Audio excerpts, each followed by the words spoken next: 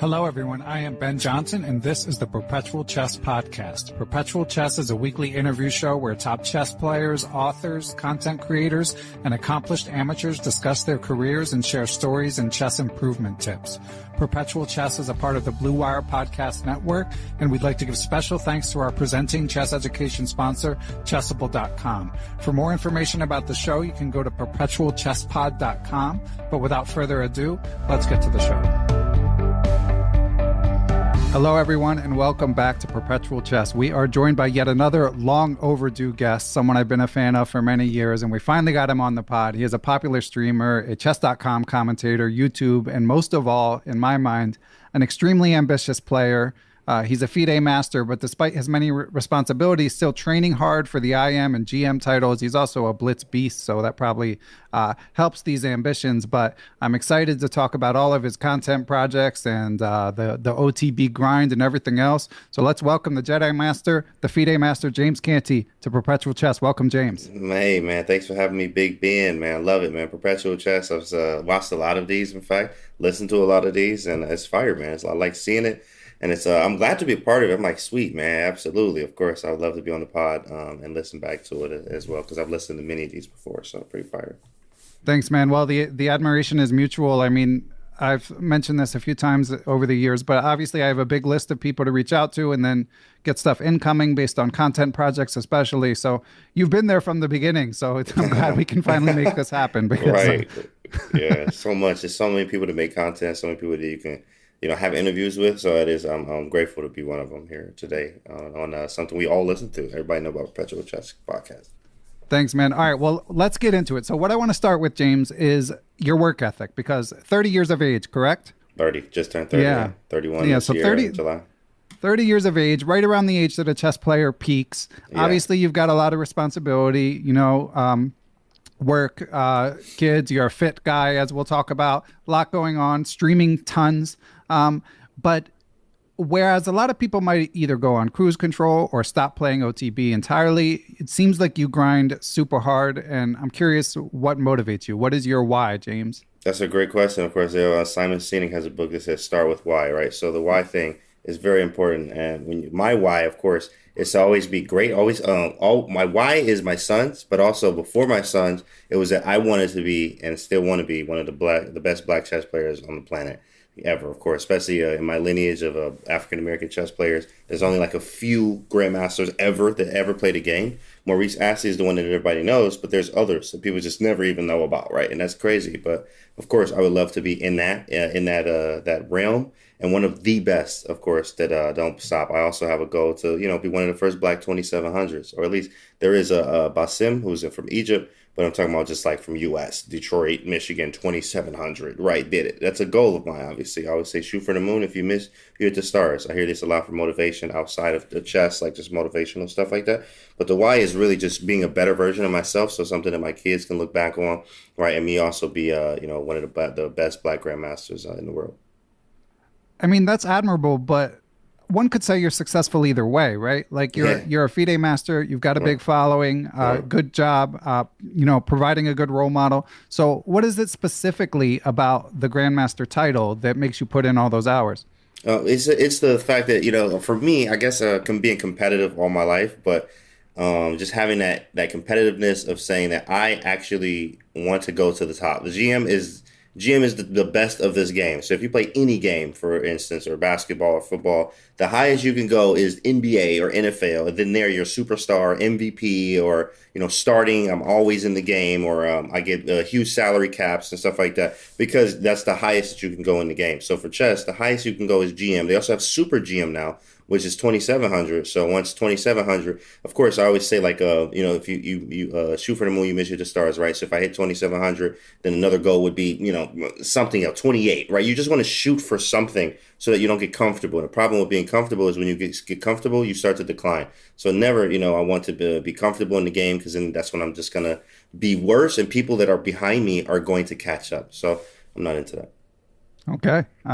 And what's the work regimen look like these days in terms of, because again, you've got all your work stuff and then you're hitting the books on top of that. So that's what do you do to hit the books? In fact, I study tons of opening theory, tons of tactics. In fact, right now it's like 70-30, 70% opening right now and 30% more tactics. But of course, I had that flipped before. For me, for the last year, it was a lot of 70% tactical training, calculation over everything, my brand, right? COE. I was doing a lot of calculation training, and then I would do opening afterwards. But right now I did a flip because I've done that work. My puzzle rating right now has just reached a new high yesterday of 3571 is my puzzle rating. I also do puzzle rush every day. We say clean 50 a day keeps the doctor away. So we're talking about on chess.com going to puzzle survival and hitting 50 clean, not getting any of them wrong. So if I get to 49 and I get one wrong, then I literally have to start over. Even if you got all the way to 49, it took you 20, 30 minutes, you get to 49, you get one wrong, perfect, start over. It's discipline. So I have to do it every single day, and the stream sees it every day too as well. But that training, yes, I only do like 30% of tactics training now, but before then, like I got up to 2,200 over the board, barely. I think I finally figured out what a Sicilian was, right? When I was 2,200, right? So it tells you how many openings you actually need to study getting up to those levels. So once I got, there, then most recently in the last year, I've been working a lot more on my opening prep, but it's nothing compared to, the tactical and calculation training I do. Yeah, and we should also say for listeners, James, of course, when you're at the level where he is working for the IM title with your eyes on the GM title after that, like openings take primacy. But when you're still climbing the ladder, a little earlier in the journey, openings matter, but Right. but that you were probably doing even more tactics work then. Tactics work. I was running through tactics books like water. As a kid, I remember every time they're like, "Hey, Canty, what should I do for this rating range?" I'm like, "Tactics." But every time I say that, they just like, "Oh, okay, I do tactics every day." But they don't understand the multitude of tactics is what I'm talking about. I used to read book after book of tactics as a kid when you don't have time. I mean, you have time. Like you just go to school, you come home, your parents pay all the bills, and like you just do whatever. So I was reading chess books, and I had 3 different tactics books. Can't remember them now, but one was a blue and white one was a red one, and one of them was like test your tactical skill, and it gave you points for each tactic, and then at the end you could like tally them up to see what your rating is tactically or whatever. I think mine at the time was like 2,300, and I was like in 10th grade or something like that. But it was nice tactically. So tactics, so just doing all these tactics, it is imperative that you literally go crazy with tactics. I always tell people, look, 2 hours a day, like if you can. Ideally, if you can't, then that's totally fine, but try to reach for 2 hours a day of tactics training, puzzle training, looking at positions that are very tactical, looking at very hard tactics. Do the easy ones because you need those, like the layup. I always say, like in basketball, the NBA players, they still warm up, even though they've done 500, 5,000 shots, 5 million shots, however many shots it takes to get to the NBA. They still go and they do layups in their warm-up line. Like they never did a layup in their life, but they still do it, right? So it's the same thing with the tactics. Like you have to hit these boys hard every day, hours a day. And then at some point, okay, you can switch up. You can add and expand to your repertoire, meaning openings and stuff like that. But look, I can play H3, move 1, and win majority of the games from somebody lower rated because I'm going to beat you somewhere tactically or something like that. I used to win many games this way. I remember growing up through the ranks, where it's just games that I know I shouldn't have won that game. But tactically I did because they blundered somewhere because they're not working on that aspect of the game. All right. Well, good advice there. But I mean, I think a lot of people just feel like what you say makes sense, but they just don't have 2 hours. But I could also see someone like from the outside looking in saying you don't have 2 hours. Now, you do sometimes stream your study, so I'm sure that helps. We'll get to that. Right. But for starters, James, why don't you just take us through like a typical day when you're not traveling, you're at home on the grind.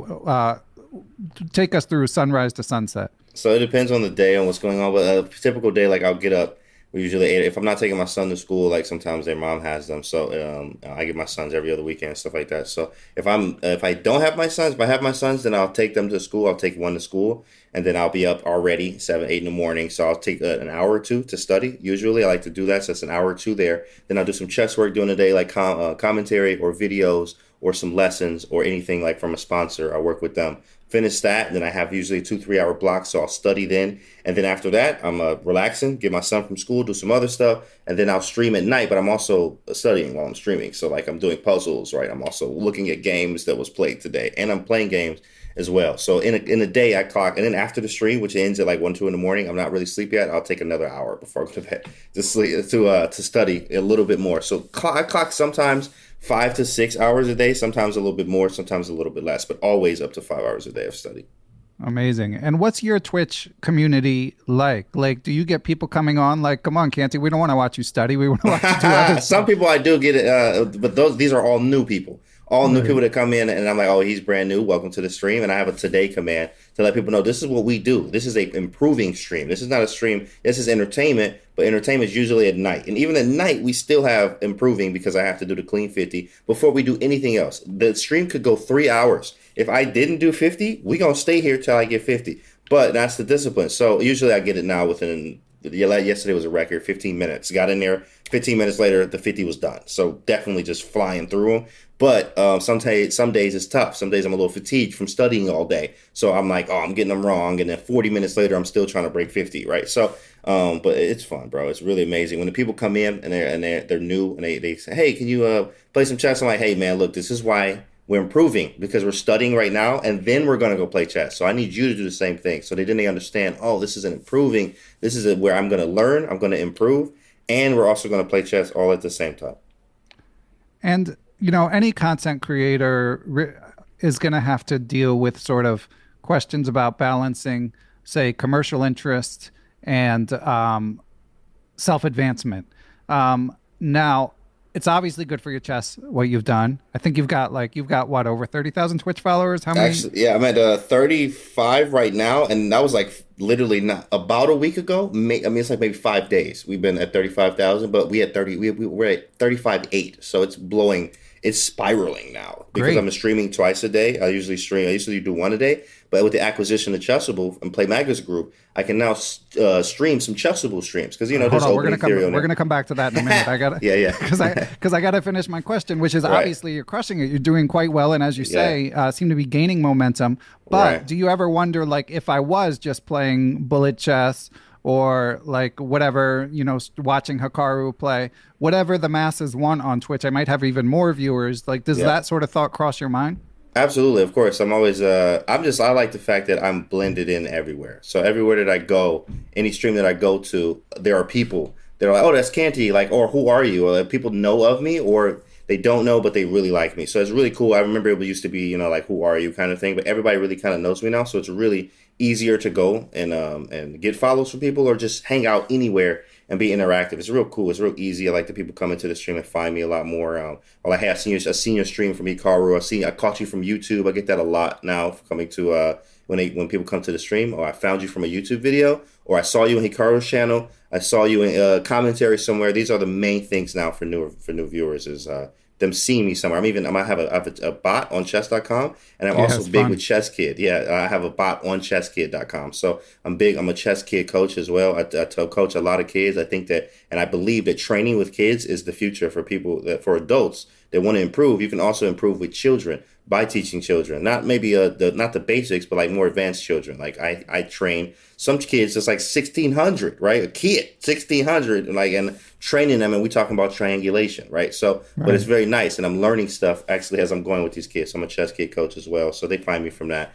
So really, just being everything. I was blessed enough back in 2018 to just be full-time chess, and now I'm all doing that. And I know for me to make GM, the only way that I'm going to be able to do this is I need to study all day, every day. I have to be around chess because I could do it without it, but it's much harder because I have to go to a job where, I have to stay away from chess for set many hours, and I have my mind on chess for, say, 8 hours while I'm at work, wherever my day job may be, right? So I had to make chess the full-time thing, and now that I'm able to do that, I have more time to play chess and hit the goal.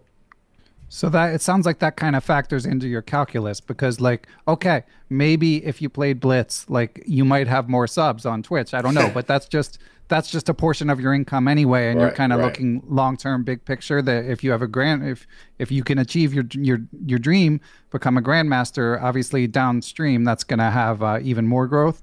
Absolutely, of course. 1,000%. It's gonna be magazine type growth because of put you on the front of the magazine because there's no other. The last black GM was Maurice Ashley. Actually, sorry, no, that was I think Amon Simotowe or Kenny Solomon. I think it was Kenny, but it was you don't even hear about these guys, right? So it's gonna be huge. It's gonna be absolutely huge. People see it. People know that I'm doing it. I'm improving. I had my best tournament ever in the last tournament I just played. I played 4 Grandmasters, and I always put it in perspective to let people know. Over the board chess, I played 4 GMs. 3 of them was back to back, And imagine that you play 4 GMs and you only lose to one of them, right? You only lost to one in the classical time control, the hardest setting that you have against the toughest competition. And you played 4 of them and you only lost to one. Something's clicking, is working. And from there, I think that was my last tournament in Charlotte at the U.S. Masters. It was the biggest confidence boost that I needed going into 2023, letting me know, oh, yeah, I can really do this. I already knew that I could, but of course, when you start seeing results, and the results come from work. So me just constantly working, consistency, discipline, working and leveling up. That's my resolutions for the year, obviously. But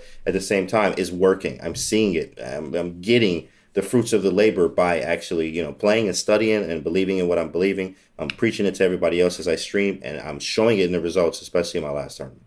Okay. Yeah. And I want to get the full breakdown of what you have planned in terms of tournaments, but I didn't mean to, well, I sort of meant to, but when I cut you off, I meant to return to the topic of, you streaming your Chessable courses, which of course, with the chess.com Chessable merger, I know shout out to Jesse Cry. He's excited. He's been doing it on the DL. Now he can finally come out in the open and stream his Chessable, and the same for you. So what is your Chessable regimen? Anything in particular you're working on right now? What's funny is I see people just come to my stream because what I like to show that when I scroll, I have 4 years. Like if I go to my Chessable right now, it says I have. So first off, there's a streak. So if you're on every day, you get a streak. So my streak, and I always ask people, I'm like in the chat, hey, what's your streak? I just want to see what's your highest streak. And some people say, oh, I'm like 350 days. I'm like, that's nice. 500. Somebody say, I was like, that's awesome. Here's mine. Mine is 1,162 days in a row. Wow. That's like 3.5 years. Somebody told me it was like 3.5 years, something like that. So I'm like, oh, cool. That's a lot of days. I didn't care because I'm doing this every day. It's discipline. It's work. It's another day in the office to me. But Chessable books wise, I scroll every time I tell people, what books you have? Or like, are you afraid somebody's going to prep for you? And I just scroll. And I scroll for like literally about a minute or two. I'm scrolling to show all the books that I have in Chessable. That I'm like, yeah, if you're going to prep, you're going to have to do a lot of prep because there is a lot of stuff I have in here. And you don't know what day. Some days I'm studying this. Some days I'm studying that. I looked at a game. I got inspired. I want to play this. Let's that. And I like the universality that even my screensaver right now is about a quote from Fabiano talking about most players are universal. Well, most of the best players are universal, but what separates them is their calculation. And I really was hyped because calculation over everything, right? So, but it was it's huge that I do so much Chessable work. I did a lot of tactics work in the last year. Now I'm doing more opening work. But in the last year, I did a tactics book that I used in there that said you have to be about 2,200 FIDE before you open the book. And it is a very hard book. The tactics are sometimes 15 moves long. I'm not even kidding. Maybe not 15, but like close to more than 10. Like, I'm like, bro, this is ridiculous. This is a tactic? And I was like, I understand why it's 2,200 FIDE plus. But I remember going through it a year ago in December, and December of 2022, December 2021, when I got my coach, my mentality, psychology, positional Russian coach. I was working with him, and he was like, yo, every time I would move or ask him a question about a position, he would tell me to calculate. And this is kind of where calculation over everything came from. Every time I would ask him, hey, this, what about this question? What about this? What about this? Deep questions. Cool, that sounds great. Calculate it. And I'm like, wow. So there's something about this calculation thing that I didn't really pay much attention to. So I started calculating more. I started working on it. January of 2022, go to New York, and I beat my first GM after working with this coach and working with calculation and working with tactics in a deeper way than I've ever done before. I've done tons of tactics, thousands of tactics, getting to where I am.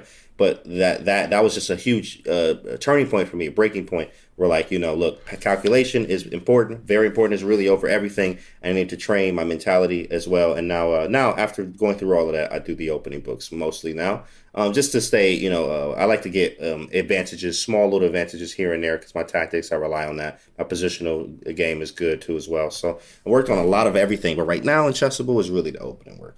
Okay. And do you remember the name of the calculation course you were referring to? In fact, those are a few. I have a Grandmaster Preparation, all of those by Jacob Aagaard. Those are all good. The only ones that are on Chessable are positional and calculation. The ones that you want to get offline are thinking outside the box, attack and defense, and in-game play. I read all of these from Jacob Aagaard. those are the ones that you can get probably on Forward Chess if you want to do, or I got the hard copies, literally looking at them right now, but got the hard copies as well in there. So those are really good. There's also one, Encyclopedia Combinations. Like, this is a secret book, but this one also, that's a 2200 FIDE book. Like, you have to open it. And I mean, it's cool to have, but it also is the hardest book you ever gonna go through. And if you aren't ready, just don't open it. Like, just don't, because you will get discouraged reading that book. I was looking at some stuff. There's like basic, advanced, intermediate, and advanced. And in basic, I was like, bro, this is basic? I was like, bro, I don't even want to know what advanced look like. But now that this was, a year ago, and now looking back at it, I only do the advanced ones now. But I was like, I was strong then, and I was doing the basics. And now looking at the advanced ones, they're much easier because I've been exposing myself to that type of level of tactic, that hard stuff that like will come second nature to Magnus or a 2700. They're like, oh, that's this, because they already put in the reps there, and that's where I'm at now. Okay. And at a slightly lower level, although not still reasonably challenging, I've heard you recommend forcing chess moves on Chessable as well. Forcing chess moves is amazing. Forcing chess moves is probably one of the biggest chess books, or one of the best ones that got me thinking more of like, as a matter of fact, I'll give you a quick story. Forcing chess moves, that's like maintenance. Somebody downstairs doing some work. Okay, sorry for the noise, listeners. No, it's all good. Yeah. So forcing chess moves, quick story. I remember I won $20,000 in 2015. Yeah, 2015 at the first Millionaire Chess. And I remember the 3 books I read were Chess Openings for White and Black Explained. Those 2. And Forcing Chess, which is why, if people know my repertoire, Hyper Accelerated Dragon, I love playing that. Now, of course, I am well versed now in many different Sicilians because I've expanded my repertoire. But Hyper Accelerated Dragon for Black, I would play Bogo and Nimzo Indian against D4, because that's everything that they gave me in that book. I go through, and I've done it. I still use some of the lines today. That book, both of those books said, the Chess Owners for White and Black Explained, it said, you can use these books for a lifetime.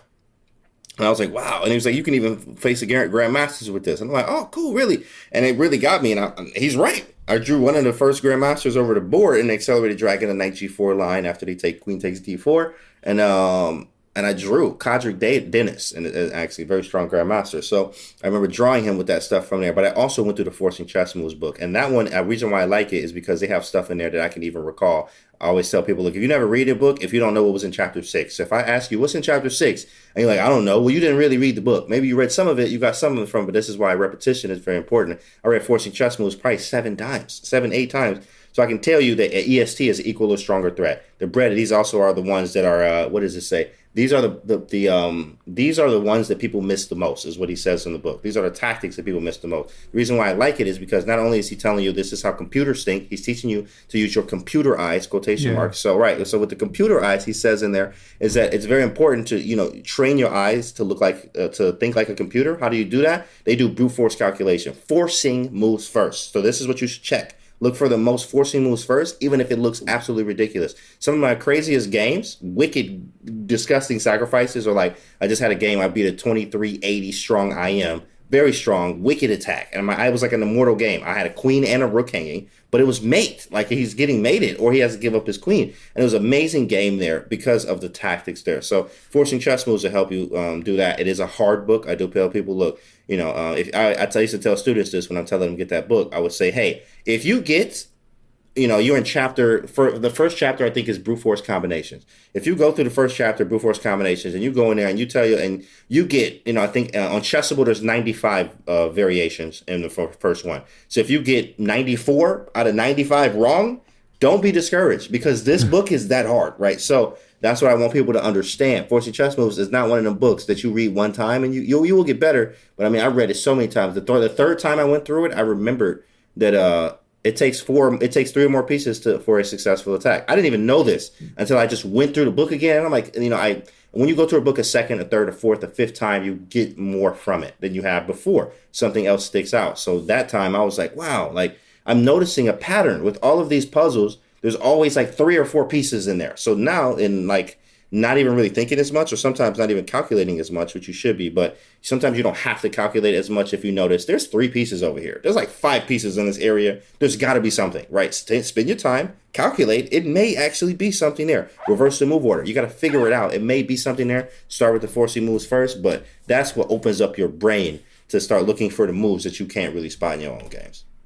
Good stuff. And for listeners, I didn't prep him that I was going to ask him about forcing moves. You could see he basically has the book memorized. I do, man. I do. And there's a 2022 version. There's two of them, of course. So I want people to get the right one. The first version is the one with the guy flexing with the white arm. That's the first one. Then you got the newer one that just dropped that has Pontus Carlsen in the preface. And there's a new chapter, Charleston's, what is it? Charles Hertan's Hierarchy, which is a brand new one. It's a brand new chapter that wasn't in there before. But, I've deeply studied that book. And then I think, I recommend Forcing Chess Moves first. Then when you finish it and you read it twice, you graduate from that book and then you go to combinations, the Encyclopedia combinations, because that one is next level. That's the only book I use for tactics now because it's so hard. I mean, right now for review, it says I got over 10,000 moves to review in that course. It's so hard, but it also, when you train hard like that, and it's like facing a computer every game. You losing every game. But then when you go face a human, you're like, why am I beating everybody? Because you was playing the hardest competition. You've just been at your peak there. You're fighting for your life every game, and you're playing somebody that's very, very strong that knows everything. Now you're playing somebody that's going to make many mistakes. You're on it. Like, you're sharp. You're very sharp.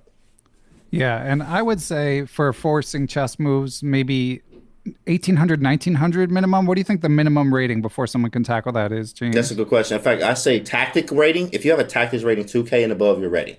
If you have a tactics rating. Because, not like sometimes I have some students that are 2K tactics rating, but like 1,200 online. And I'm like, that's fine. That's cool. Maybe 1,200 USCF. But at least you're tactically already thinking, right. You're at 2K tactics. You're an expert, that is, in tactics. Right, and by USCF standards, so definitely time to upgrade there. Now, of course, if you find it too hard, then you do need to slow it down and go to other tactics books, Woodpecker method, other stuff like that. Like, go somewhere else, and then when you're ready, then you jump into forcing chess moves. Okay, yeah, and Woodpecker method is definitely slightly, still intermediate level, intermediate to advanced, but definitely starts out easier than forcing chess moves. And of course, lower down, there's stuff like tactics times. There's just straight up checkmate courses. I've recommended the Benedictine visualized courses before. So lots to choose from. And if you have questions, you can always hit me up somewhere, and we'll get you a proper recommendation for your level. James, I'm going to attempt to extract some information from you about your upcoming Chessable courses, but first we're going to take a break and hear from our sponsors. Perpetual Chess is proud, as always, to be brought to you in part by Chessable.com. Chessable, of course, is known for their Move Trainer technology, which utilizes spaced repetition to help you remember tactical patterns and opening sequences. They have a huge library of courses for whatever aspect of your game you want to work on. Some of their new courses include a course on the Tarrasch defense to d4, which is a good choice if you're looking for a dynamic opening against 1d4. It's by Super Grandmaster Jordan von Forest. Speaking of Super Grandmasters, former world champion and legendary trainer Rustam Kazimjanov has a course out on the C3 Sicilian. If you're newer to chess, be sure to check out friend of the pod, I am Andres Toth's 1D4 for beginners. And of course, they've got tactics courses too. They have stuff you can check out for free. So if you have not already, make sure you go to Chessable.com and keep an eye on their ever-growing supply of quality chess courses. And we are back. And as I just mentioned moments ago, James teased on his Twitch stream, and it was clipped on his YouTube channel, that he's got not one, not two, but 3 Chessable courses in the offing. A lot of the chess.com affiliated people now with the merger are going to be able to create content on Chessable, which is super exciting. So James, I got to ask, are you going to reveal what these courses are? Of course, one of them I can reveal, the other 2 I cannot. But one I can reveal, we've already been talking about it. It's already in the works. We're working on a video and stuff now. We already have even the PGNs and stuff ready. So it's a joint course with one of my students, in fact, actually. Well, he just loves it. He loves it, but he reached out and he was like, yo, we should do a course together. I'm like, perfect. That'd be sweet. Yeah, perfect. But it's actually a Scotch Gambit. So that was one of my guesses. I have one other guess. Yeah. Yeah, I'm very, very well versed in the Scotch Gambit. Actually, I've never lost a game over the board with Scotch Gambit. Even recently, I had a game where in my best tournament of my life was the last one. I played a very strong IM. She's like 2380 something. Very strong. She had a good tournament. I had white. We played a Scotch Gambit. I was slightly better, and I could have pushed in an opposite color bishop endgame. I'm I'm definitely slightly better. And I can push for more, but I'm like, you know what? Look, I'm going to just take this draw here. I'm going to get 5 points for this just for a free point, like free 5 points. Yeah, I'll take it, right? That's a business decision there because she didn't make any mistakes, really. I didn't have any chances for an attack. I can use this energy for another game with black. I'll just do that, right? So it was a draw there. I drew her, but and I beat 2 masters over the board with it as well. I got another draw, right? So, it's very nice. I'm very strong with the Scotch Gambit. I've also had some of my best games. I think one of the first times I beat a GM online was with the Scotch Gambit. It was actually Samil Morandi back in the day. I remember this had to be like first times. I mean, this was like maybe 2.5 years ago, something like that. But some of the first times or first ages of me streaming, I still play Scotch Gambit. Today, I just love it because I hate playing a Roy. I mean, I can play a Roy. I started with Roy before Scotch Gambit, so I know Roy very well first. I know the A4 lines. I know it back and forth. I know the Briar variation with the black. I know so many I know the Knight A5, C5. I think it's a Chigorin variation for black. For white, we play C3. You play Bishop C2. You play D4. Like, I've played so many Roy Lopez lines, courtesy of Magnus. Keep it simple, or not keep it simple. It was Play Like Magnus. It was a book back in the day. Play Like Magnus, Roy Lopez version. So this was like early 2000s, I think. And I remember playing the Roy. But Scotch Gambit, once I got that, 2015 is when I picked it up. When I got those 2 books, Chess Opening for White and Black Explained. And I'm like, wow, this Scotch Gambit is fun. And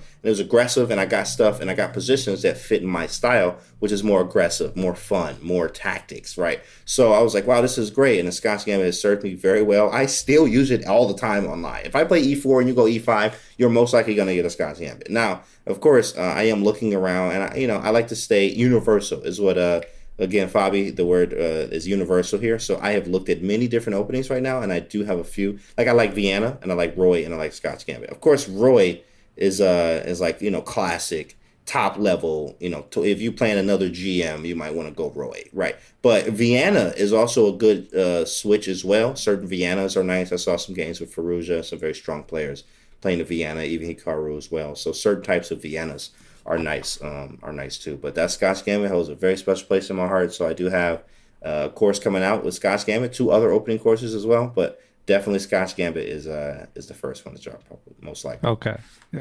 Sounds good, man. Anything to get us away from the Italians and the Roys. Yeah. I didn't even mention Italians. So I forgot. Right. But yeah, of course. Yeah. And let me ask, so obviously Scotch Gambit, dynamic opening, often giving up a pawn.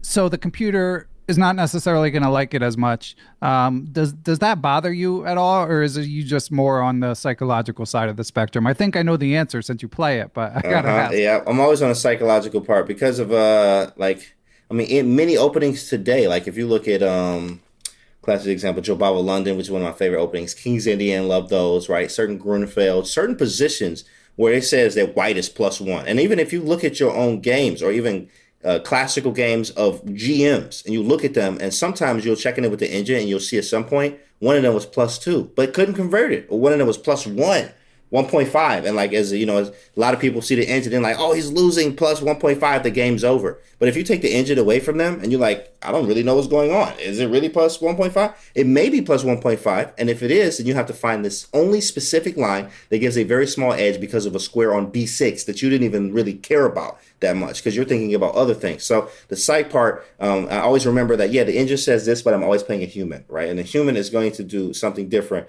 than what the engine says. My first GM win over the board, the piece sack that I did wasn't the greatest. It was like, white's probably slightly better. But I ended up winning the game, even though he was slightly better as a GM. Number one, probably didn't expect the sacrifice. Number two, grandmasters or strong players don't like to be attacked. And so when I'm attacking him, like, he didn't like that. The psych part's kicking in a little bit too as well. And he made some mistakes, and I was able to win the game. So every time I see the engine thing there, I only take it with a grain of salt to understand that, that says that, but you have to prove this 100% accurately through the entirety of the game.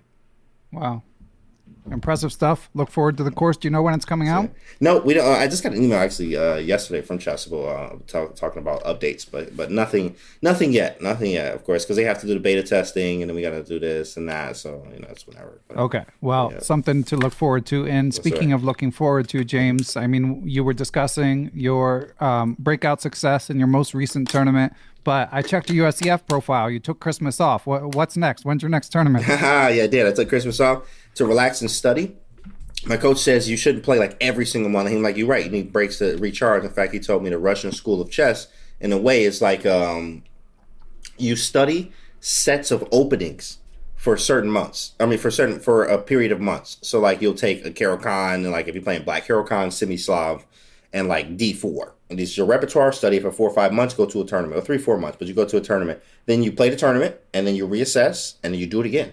Now, if you play every month, but you're always in training mode. You're in serious training mode. I'm always in serious training mode, but it's when you're closer to a tournament, it's a little bit more serious because you know it's coming up, and you're like cramming more and like more emotions. Sometimes people get a little nervous there, so you have to work your nerves and understand your nerves. So I have January. I have Charlotte this month, so I'm playing. Excuse me. I think it's the Charlotte Open. Mm-hmm. But MLK weekend, Eric Rose is going to be there, so I'm playing. And they invited me out because there's some strong players. There's some GMs and some IMs there. I think it's FIDE rated as well. So there's no norm here, but cool. I'll go there and just play for some FIDE rating, get some FIDE, and then play some strong chess and prep for my February one, which I don't have yet. I just like, kind of look to see what's available. If there's nothing cool or nothing that I want to play in, then I'll wait. I'm fine with waiting now because now I'm at a place where I'm like, oh yeah, I can definitely play with these boys now, especially after that last tournament. I played like 4 GMs and 5 IMs, right? Won and drew a lot. Drew a lot of games. But I was like, okay, cool. I can fight with these dogs for real. I mean, you're expected to lose all of them games. But I won one and drew all of them, the rest of them. And I lost another one, but drew a lot of games against stronger players here. I mean, I gained 60 points through 2 tournaments, which is the Chicago one and then the Charlotte one. So maybe it was about 65 points. One was 20, one was 40, something like that. But it was pretty good. I got a pretty nice gain in points from that. So I have Charlotte this month. February is nothing yet.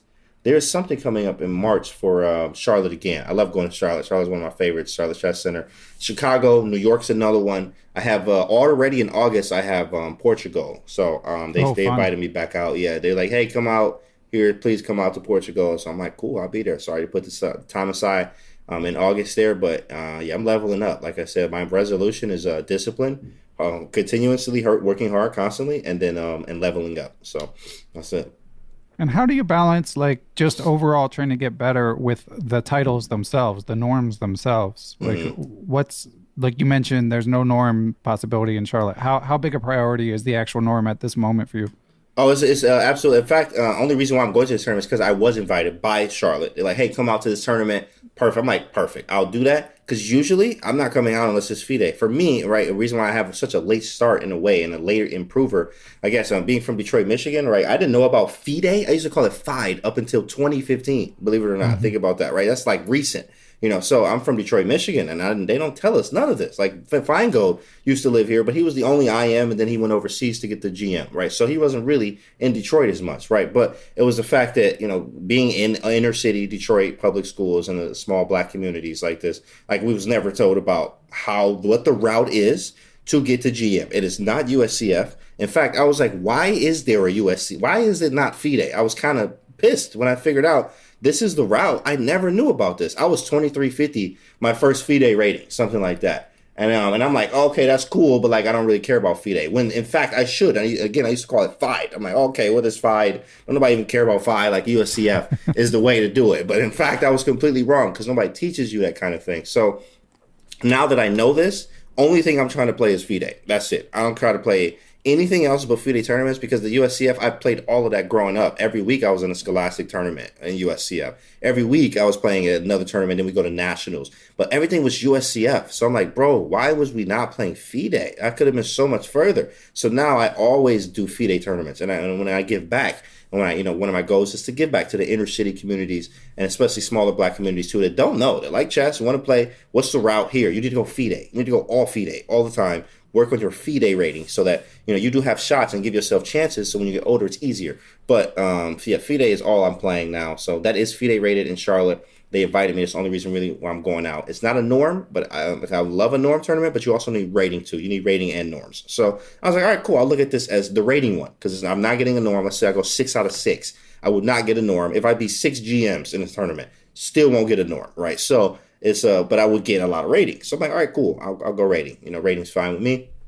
That's fine. And then I can prep and I can test some new stuff. I can test this. I can play some good chess, hang out with the people in Charlotte, just have a good time while I'm playing some chess and then get ready for the next tournament. Nice. And James, for context, I mean, I could ballpark guess all of these, but what's your FIDE rating, your US chess rating, and your Blitz rating? Again, Blitz rating obviously especially moves all over Right. the place, but Yeah, roughly. yeah. Yeah, mine actually I don't have a rapid or a blitz FIDE. I only have a classical FIDE, which is 2201 now, something like that. So it's provisional 2350, and then it went down to after I played Hans when he was a kid. But actually, I played it was my first rating was 2353 provisionally, and I'm like, all right, cool, whatever. Then it stuck for a while, so I was able to claim the FM title back in like this year or whenever, like very recently I was able to, it was like, yeah, you can actually claim it. I was like, oh, I didn't even know that. Okay, cool, I'll claim it. So because I've hit it before 2350, and then I played a tournament where I had, how many players was there? I played it was 10 of us. It was a round robin. I got 4.5 out of 9 against all these guys, which is IMs, right? IM, FM, IM, everybody's strong. Everybody's good to be in the section. And I dropped 100 points. And I was like, what is up with FIDE? Like, how do you drop 100 points from facing these guys? And I was really kind of like, yo, this is ridiculous. I don't understand. I mean, I could see dropping 30, 40 points, but 100 points after, like, I beat a IM. I beat the strongest guy in our section, which was Martin Del Campo at the time. He was like 2380, something crazy like that. And then everybody else was like at least 2300. I didn't understand how I dropped 100 points from doing 50%. Even if you under 50, you shouldn't drop 100, but I guess the K factor and all this other weird FIDE stuff that you don't really know. So I dropped some rating, trying to figure things out there. Took a little break as well, and but now we're on the come up. So I'm at 2201. I was at 2158, so I gained 60 something points, something like that, close to 60 points from these last two tournaments. So I'm at 2201 now.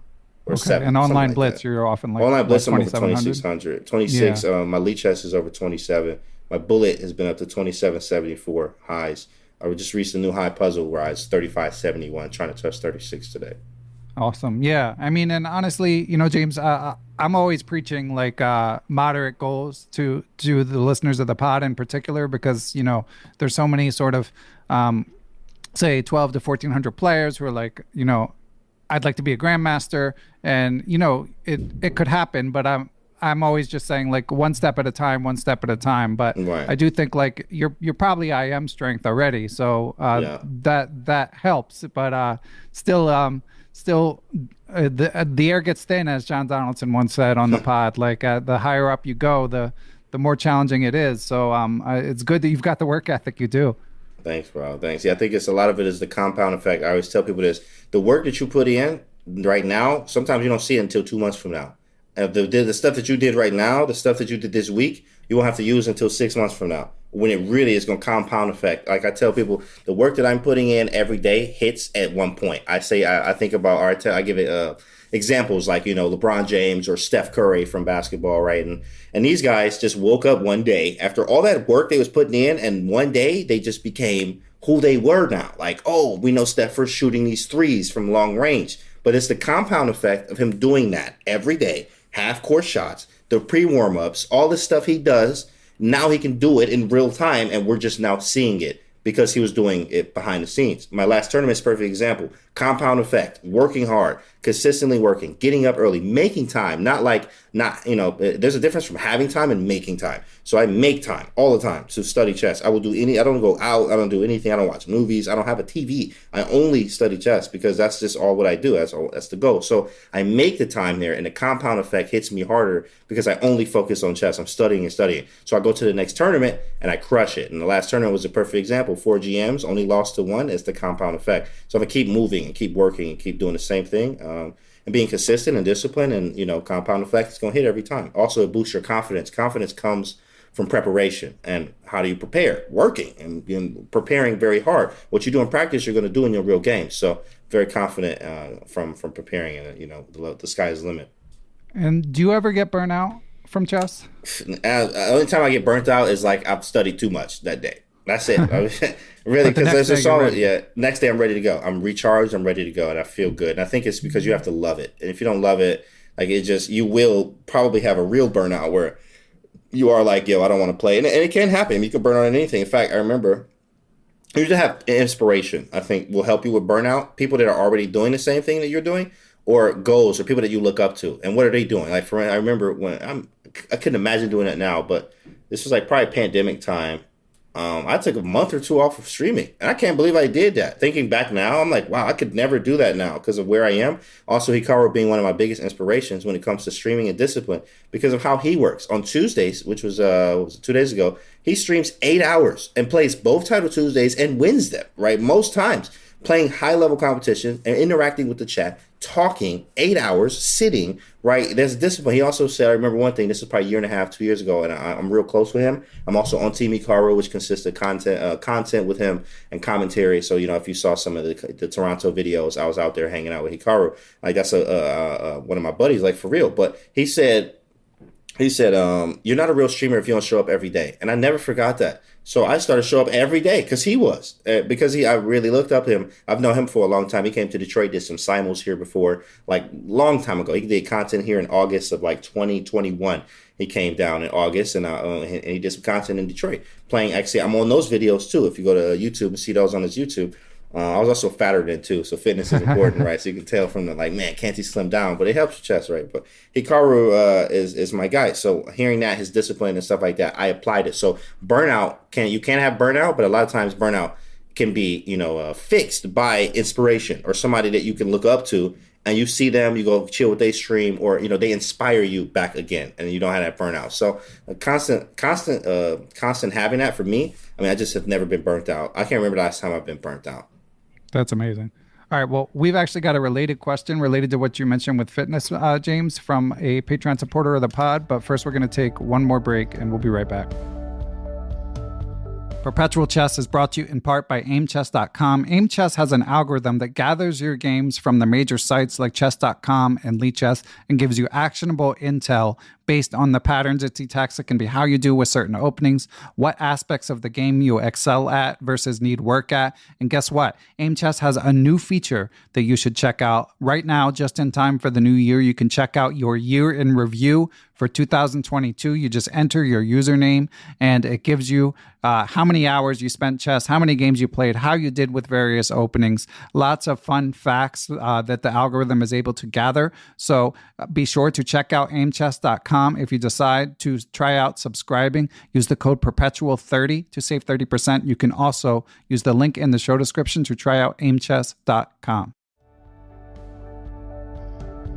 And we are back. And as we alluded to, we have a question from Igor Feinstein, Patreon supporter of the pod. Those who support Perpetual Chess can find out the guests and submit questions for them. And this one, Igor asks, he says, what I find most inspiring about you is that other than being a FIDE master and working hard on becoming IM or GM, you obviously also do some serious weightlifting. How often do you work out, and did you begin at a relatively early age? And he also asked, do you think that the African-American community places a greater emphasis on weightlifting than the general populace? Because he notices Maurice Ashley is pretty fit as well. Maurice Ashley fit too, right. Well, I'll answer that one first. In fact, I mean, more it's just like in the African-American community, sports is like huge, like football and basketball. I mean, like most teams you see that are like predominantly black anyway, right? So it's like a lot of that. You'll see that. So, I mean, but that doesn't mean they necessarily lift weights, but I think it's you see it more in the black communities because it's just of the football, basketball thing. But in chess, it is different. Like nobody's like lifting weights and playing chess. Now there are a lot. In fact, mind and body is very important. Bobby Fischer says that as your mind deteriorates, so does the body, right? And it's very important to like work on your body. He was big on that. You got pictures seeing him underwater, like holding his breath, right? And it was cool. But I even looked up, fitness and chess and found some very interesting things. Anand likes to do hiking. Kramnik likes to actually swim and solve complex puzzles. And I always make a joke like, bro, how do you breathe? Like, I'm just trying to breathe. He's thinking about solving a puzzle and he doing a freestyle, freestyle stroke and like, or breaststroke, trying to swim, and he's solving a complex puzzle. I'm like, bro, I'm trying to breathe, right? So it's very cool to me to see that. I mean, even Mark Esserman does tennis, very heavy. I see Dubov can do one-arm pull-ups. Now, it's harder if you have more muscle to do one-arm pull-ups, but I saw him doing one-arm pull-ups. He did some crazy stuff on the bar there. Lots of players work out. Hikaru likes to hike. He's been hitting the gym a little bit better, more as well. I know Jan got in shape for the World Championship. So people understand that the fitness part is important, but and the diet. Not only that, 80% is nutrition. It's very important because I remember seeing Magnus, soccer, football, right? He loves that. So he used to drink orange juice, right? I remember having iconic orange juice. that he used to have. And if you drink the orange juice, the problem is it's sugar in it. Yeah, sugar's not terrible, but you shouldn't have so much of it because it's going to affect you. It's going to affect your focus, and you have the crash potential because there's so much sugar in it that you can crash during a critical moment of the game. Imagine 4 hours into the game,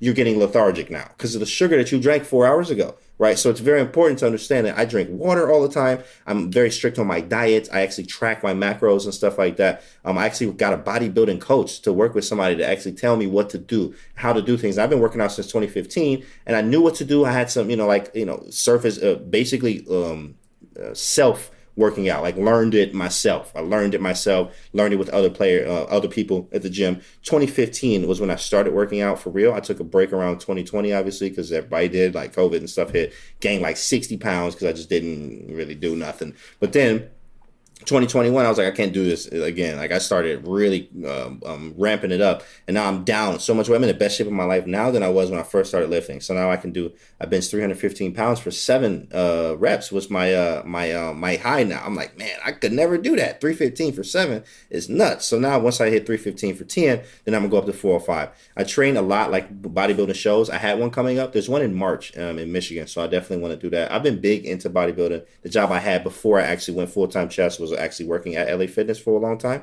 as a PTD, personal training director. I just was the director of the personal trainers, and I would train all the time. I would also sell personal training all the time to the trainers that were there, or to I would sell the trainers to the people that were in the gym right from there. So it was really nice. But fitness helps every part of the game. I mean, my back's good, my mind, I can focus more. I can 4 or 5 hours into the game. Cool. I'm not tired. I'm not lethargic. Make sure I got some water. I can still calculate because I've been working on the body. It's very important to have that connection and understand that not only is working out great, but you also need to have a strict diet. Maybe not strict, but at least take some sugar out. Make sure you know how much protein you're taking in per day. How much water are you taking? Stuff like that. So it's very important, especially when you're going to tournaments, so you can be at the optimal performance.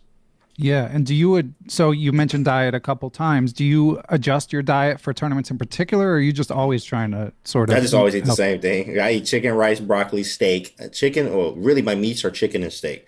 Chicken, steak, and beef. But that's it. I eat tons of vegetables. I also take multivitamins. I take a daily vitamin. I take a zinc.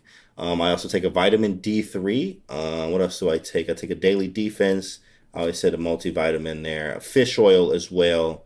I think that might be it. But I take these things. It's very important, right, to have this. And even with the COVID times, they said that people that have COVID have lower levels of zinc. I never knew this. I never caught COVID either. But I also was like, wow, that's crazy. I've been taking zinc for so long. So COVID actually wouldn't even affect me the way that it would somebody else that has the low zinc levels. Anyway, I also take vitamin C as well. 2 capsules, very important. So, the diet there is just as important as the working out.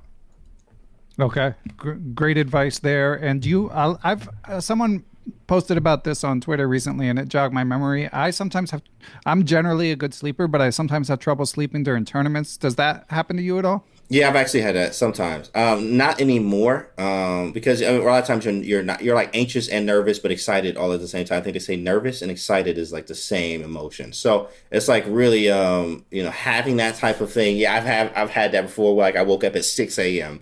and wanted to study, and I was like, all right, let me just study for like 3 hours. The round's at 10. And I'm like, dang, bro. And then by the time you get to the round, I'm like tired. I'm like, dang, because I studied for 3-4 hours. You should have been asleep, or you should have got up at 8 and study for an hour and then chill for the other hour so you can play the round there. So I have had it. It is more of an experience, and you do need to you got to pep talk yourself or find a way to get back to sleep. Sleep is very important. In fact, I just read something this morning about how LeBron stays elite at 38 right now. And he was like, how are you staying elite? And he was like, when you're 18, 19, 20 years old, you can get up and you can just go for it. You can do this, you can do that. You got energy, you got this. I can just go out there and wing it kind of thing. But when 38, he was like, it's all mental and it's psychology. And I asked myself, how can I get the most sleep? And how can I feed my body the right way? 38 years old, talking about health and fitness, right? And that's why he's at the top of his game, right? And I do the same thing. I work out literally I forgot to say that. I know he asked how many days a week working out. I do like 5, at least 4 to 5 every week. Every week. Sometimes I used to do more than I used to hit the gym every day. But I'm like, okay, cool. Now that I'm hitting it so much, I'm into a routine. I usually do 4 to 5 days a week, but I hit the gym very hard and I make it a priority. It's like it's a huge priority. If I got to go at 6 a.m. or I got to go at, midnight, I'm going to make it to the gym, because if I do not make it there, that's a day off. I mean, it's cool to have some days off and rest, but also one day turns into three turns into 5, and then you're like 2 weeks later, your chest is getting worse and I've gained weight. Like, what am I doing, right? Because I just chose to do this, right? So it really is just as important as anything else. I mean, it's the most important, like food, water, working out, chess, right? Life, that's very important. And how long are you at the gym? Yeah, it's funny. I do a heavy lift. So hour and a half, 2 hours, especially on like chest day, stuff like that. It's very tough because I do 3, 4, 5 exercises easily. I do 4 sets all the time. So, and you have to rest in between. I don't believe in very, very short. If you're lifting heavy, like for instance, I start on chest day, it'd be 1:30. Also, by the way, for everybody listening, make sure you're doing leg day, boys. Always do leg day. Do not skip leg day. Okay. So on chest day, I'm doing 135 for 30. So I do 30 reps to warm up, 135 pounds. Then I do 225 for 10. And then I do 275 for 12. Sorry, 225 for 12, 275 for 8, and then 315 for now 7. Which is my new high. This is chest day. Every week on leg day, I start with inner and outer abductors to work the hips and the legs. It's very important, and especially as you get older too as well. You lose some stability if you don't work on that. So a lot of stability is in the hips actually. So working those before I'm doing squats, I do squats right after that. Heavy squats, start with 135, do 15 reps, then I'll go up to 225. I do 10, then I do 275. For 8, and then I do 315 for 6 to 7. Once again, just like on the chest, but I do it for my legs for school leg day. Then I do leg extensions. Sorry, that's a leg press up to about 800 pounds, sometimes 1,000. I mean, I don't really load it up like that. I don't need to do that kind of weight all the time, but I will do 6, 7, 800 pounds on the leg press for my 4th set, and then I just go into leg extensions after that. So I'm like hitting a lot of stuff. Like I train like a bodybuilder, and it's funny because like I have the bodybuilding book ABCs, or the Bible of Bodybuilding by Arnold Schwarzenegger, and like if I'm at the gym, then I meet chess friends or friends at the gym, and they're like, "Hey, what do you do?" And I'm like, "Oh, I'm a pro chess player, content creator." And like they double take, right? Like right. There must be some very heavy pieces, right, to say the least, because like how are you lifting all this weight just to go play some chess, right? But it's the mind, body, and connection. Good stuff. And if you have a 2-a-day chess tournament, do you work out on those Absolutely. days ever?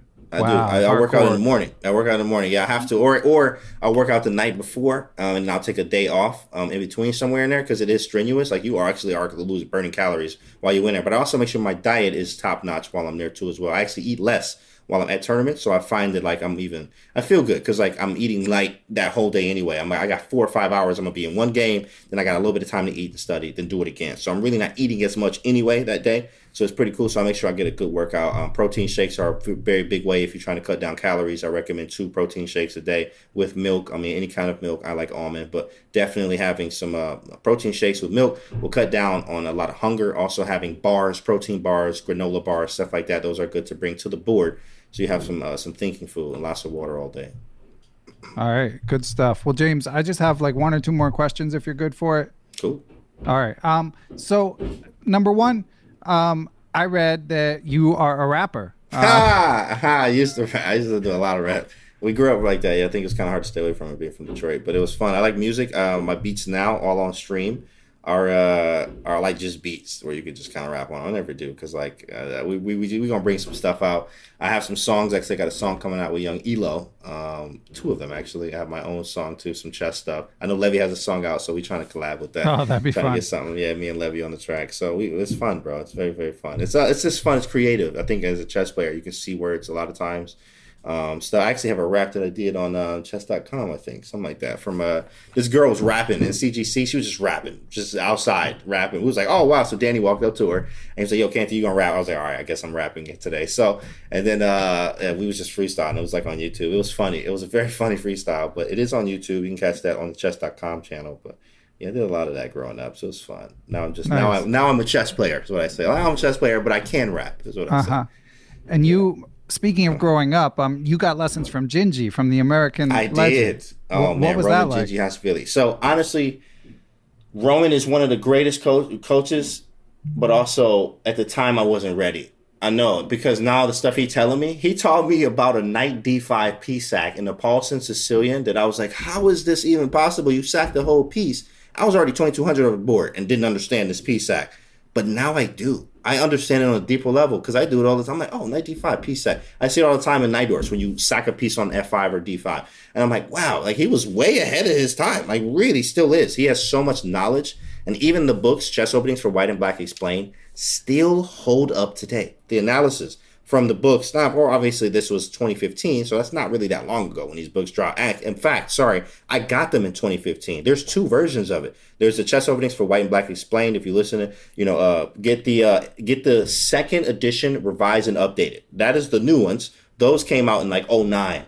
But I got the book in 2015, but it came out in 09. The one before that was 06. If you look in like the quality, like when did the book come out and the copyright or whatever, all that stuff, or the table of contents, wherever, somewhere in there to tell you that when it came out. But that stuff is old, but it still holds up today. Roman was a very good coach. He told me, really, the problem is that I have with coaching, that you have to really find the right coach for that, is that I charge a lot for lessons, but I also know what I would want, so I give it to my students. So I give notes and homework every lesson. I type them up, like I literally like, oh, and you should know this, and the type of stuff, oh, and this, so that you have it for later. Because some stuff, he gave me files, but some of the words that he said about the files, I don't remember. Or like, and this was years ago, right? So, but if I have files, like even my coach that I worked with for the last year, the best coach, hands down, I've ever worked with. Now, of course, I can't reveal his name, but it is a coach that I've worked with. He was a psychology, mental, positional Russian coach. Like he's psychology, his mentality was right. He was taught me about, no, don't work on the results, work on the work. I'm like, that's deep. Ain't nobody ever told me that before.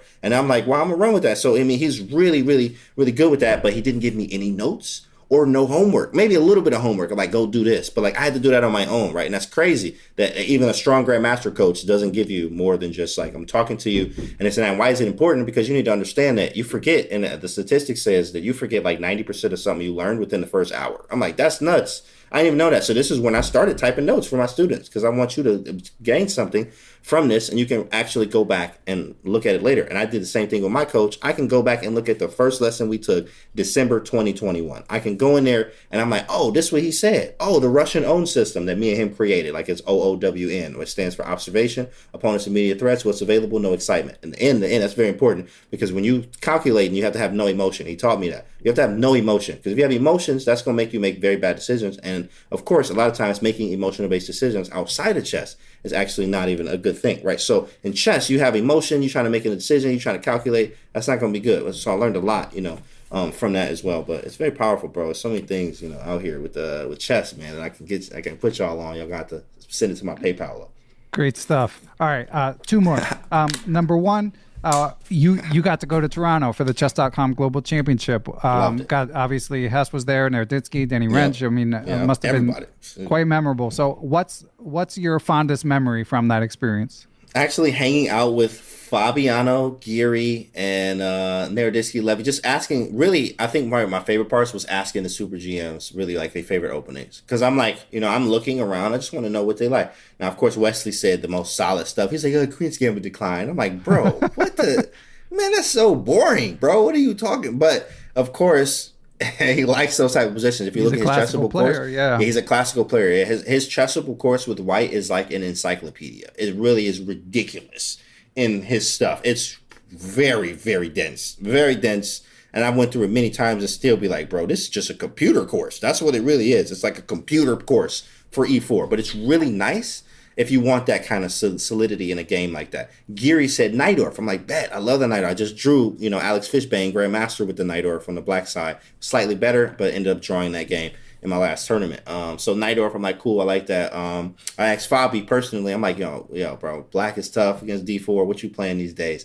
And I asked him a few openings. He's like, yeah, I tried Simi. He was like, yeah, Rogozin's good. Simi's good. Semi-Slav, that is. And I'm like, oh, cool. And so I asked him, because I'm like, I've been looking at some Semi-Slav. What you think? He was like, yeah, I use this some. So it's good to, like, I'm just chatting with them, having fun, where I can text, some of them right now. And what's the name? Fabiano is in my DMs. Like, I can talk to him on Instagram, right, real amazing. Easy. It's amazing, right? He follows me. He watches my stories and stuff. Or, like, anytime he has a tournament, I'm like, yo, bro, good luck. He like, yo, thanks, bro. Like, it's really cool to hang out with these guys. So, but I learned a lot, and I'm like, okay, cool. So now I just need to, keep working. I also have Fabi again as my screensaver about the universal style, how most players are universal these days that you see. And I started seeing that because I remember studying myself and looking at players and started realizing people's repertoires get more versatile. And I'm like, I'm looking at players that I really like, Ferrugia, Richard Rapport. I mean, people that are creative players and very strong and tactical. And Hans, like I looked at so many players, Nakamura, everybody. And I'm like, especially chessgames.com is a good one. Chess games, like type in chess games and a name. And then the old site, chessgames.com, comes up and it tells you all their stuff, which is really cool. I like that one. That's just a very old site that is very used still today. I use it like almost every day. But it tells you, and I'm starting to look, and I remember having this in my mind, like, these guys play everything. Or like they've played it before. Because even Magnus says that you need to play different openings to become a better player. That doesn't mean that you stick to that opening, but it's good to look at it. And until you can learn how to be a better player, it's very important that you look at this stuff. So I started seeing this, and I'm like, wow, being universal is very important. So being with Fabi, asking him questions, and then having the screensaver here about the universal, like, I really learned a lot there. That was a big, fun trip. Paid nice. The food was good. Toronto was good. Hanging out with the family there, and having a blast asking the super GMs questions about stuff, man. It was awesome. Yeah, sounds amazing. Sounds like you won't forget it anytime soon. I'll never forget that, right? All right, last one, James. You mentioned at the beginning when you were talking about your quest for the IM and the GM title that you look to be an inspiration for the African American community in particular. When you come across like young, hungry African American players who are enthusiastic about chess, is there any sort of special advice you give them, or is it like the same advice you would give to any young, hungry chess player? I would give it to any young or old chess players. Never pay attention to the people that doubt you or hate, or you have to put your head down. Like, I think the best way to put it is there's a quote where, like, hey, when you're running a race, you never look to the side of you to try to see what they're doing because you're not looking at the path in front of you. So if you only look at the path in front of you and just run, by the time you get to the finish line, you look back and you notice that nobody was there. Oh, snap. I was scared the whole time of nothing, right? There's a thing called dogma, living in the opinions of other people. So if you tell me, oh, you're never going to hit you. Oh, you're not even. It's funny. I am not a GM Speed Chess Championship. I made it to the finals, right? Only losing to Eric Rosen by 3 games. 2 of them were mouse slips, all documented. So, right, you see it on YouTube. I lost 2 games literally because of mouse slips. Like, it was just like, we was like, somehow he has some type of voodoo where he makes you mouse slip. And of course he has the stalemate trick. So Earl Rosen is just a character. We love him, right? But, I had 2 games off mouse slips and 1 he really beat me. So that was like the closest match. It really was like a 1-game match, but I beat 3 IMs to get there. I remember looking in the comments where they was like, oh, his FIDE rating is only 21 something. He's going to get crushed in this account. And then I beat the first match. I was winning the first 5 games I won in a row against an IM. And now it's like, oh, where'd that 2100 FIDE come from, right? Where did that go, right? Because if I listen to that comment, that's going to make me step back, and stuff like that. And I made it through Shuvalova as well, 2500 FIDE. The next round when people was like, oh, he has no chance. She's 2500 FIDE. And I won by 3 after a 3-hour match. Right. So it is definitely, you don't listen to nobody. You listen to yourself and the people that you look up to, unless it's negativity they're giving you. If it's negative, you get it out your life, bro. And you have to keep moving and keep pushing and keep working, discipline. You have to be hungry for it and just, focus on you, set a goal and do it. Don't let anybody mess you up from that goal. All right. Excellent note to end on, James. Always inspiring. You got me fired up. I might even go study some chess. Let's go, bro. Let's get it. Let's get it. All right. Dog. Well, thanks again, man. Good luck in Charlotte. This will be out right after it's over, so we can check how you did. But it sounds like a good time down there with the aforementioned Eric Rosen. And yeah, James, glad we could finally make this happen. Hey, man, me too, man. Thanks for having me, of course. And, I can't wait to hear it.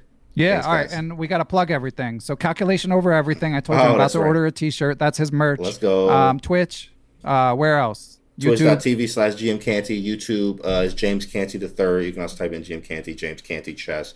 That's it. YouTube, Twitch, Instagram, GM Canty. I actually get paid for my Instagram reels now. So if you guys go watch my videos, that'd be great. Just go watch the reels. I have TikTok now too, but on TikTok and Instagram, I post a lot of workout videos. So if people are curious about working out or how stuff looks or maybe even form or stuff like that. Also just chess clips from the stream and just chess stuff. People also that buy merch, I post them too in like a highlight reel on Instagram. Instagram's GM Canty, Twitch.tv/GM Canty, and then my merch site is shopcantymerch.com. Okay, I'm an Instagram potzer, but I'm gonna make sure I follow you at minimum. All right, James, thanks again, and thanks, hope we cross paths at a tournament sometime soon, and good luck in Charlotte. Thanks, buddy. Thanks to everyone who helps make Perpetual Chess possible. Big shout out to my producer, Matthew Passy. I'd also like to thank the Blue Wire Podcast Network, with whom we are proud to be affiliated. Be sure to follow us on social media, Beneficial1 on Twitter, at Perpetual Chess on Instagram, or you can join the Perpetual Chess Facebook group.